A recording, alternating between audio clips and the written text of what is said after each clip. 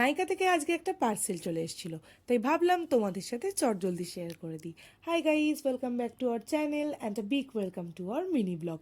Daily basis যে প্রোডাক্টগুলো use করি সেগুলোই পারচেস করেছিলাম, তাই ভাবলাম সেগুলো তোমাদের সাথে আজকে একটু শেয়ার করি।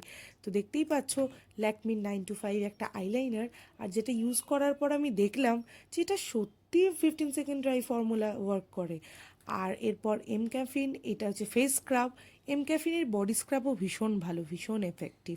আর ডট অ্যান্ড ক্রির এখন প্রত্যেকটা প্রোডাক্ট যেন ভীষণ পছন্দের হয়ে উঠেছে আমার।